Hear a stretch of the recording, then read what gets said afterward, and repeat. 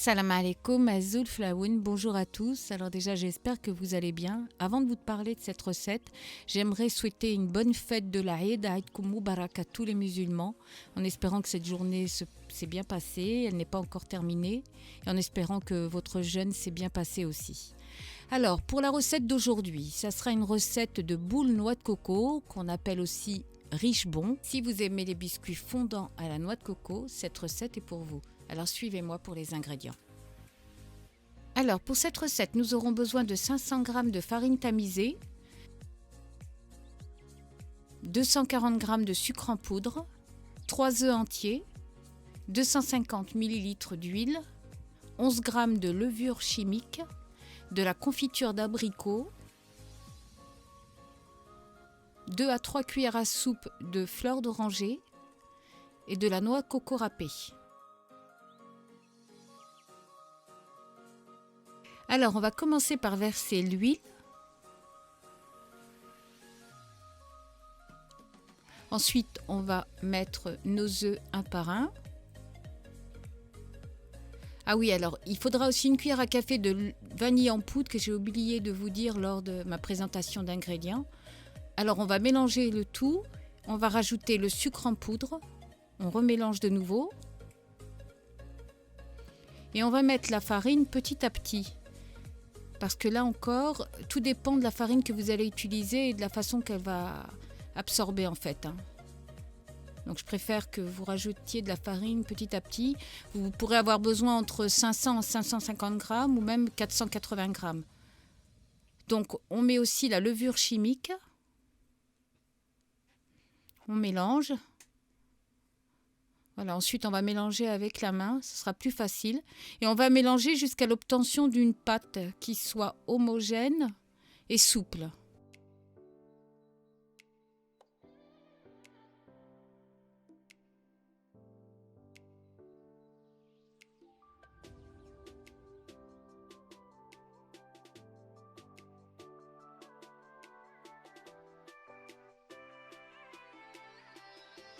Voilà la pâte qu'on doit obtenir, à savoir une pâte souple et homogène. Donc on va la remettre dans le plat. Le temps pour nous de prendre notre plat qui va aller au four. Et on va faire des petites boules. Donc c'est entre 15 à 20 grammes. Ne les faites pas trop grosses parce qu'elles vont encore gonfler lors de la cuisson. Et il faut savoir qu'on va les coller ensuite par deux. Donc on va prendre 2 boules pour les coller l'une à l'autre. Donc essayez de les faire à peu près de la même taille. Ce sera plus facile après pour pouvoir les coller ensemble. Voilà, donc vous pouvez voir que je les ai espacées parce que là encore une fois elles vont gonfler, donc ne les serrez pas. Et on va les enfourner à 180 degrés pendant une dizaine de minutes. Voilà, donc là on va préparer en attendant notre confiture. Donc on la verse dans un saladier. On rajoute 2 à 3 cuillères de fleur d'oranger. On mélange le tout.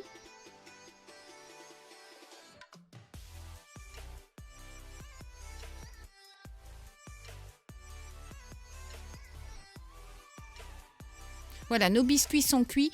Attendez qu'ils aient quand même un petit peu refroidi pour les manipuler parce qu'ils sont quand même fragiles là au début.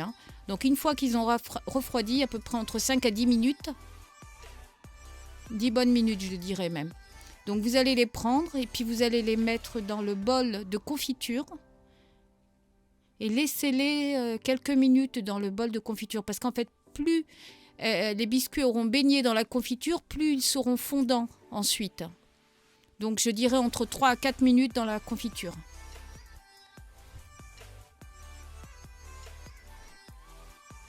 Donc une fois qu'ils auront reposé un petit peu, vous les prenez, vous en prenez par 2 et vous les collez. Voilà, sans appuyer trop fort, vous verrez qu'ils se collent facilement avec la confiture. Et ensuite, vous les mettez donc dans la noix de coco râpée et vous les enrobez de noix de coco.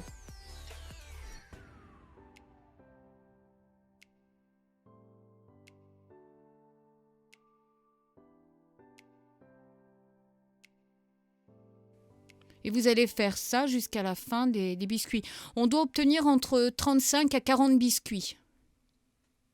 Alors un conseil que je peux vous donner, ce serait d'envelopper le plat à biscuits avec un cellophane, ce qui permettra après de les avoir vraiment bien fondants.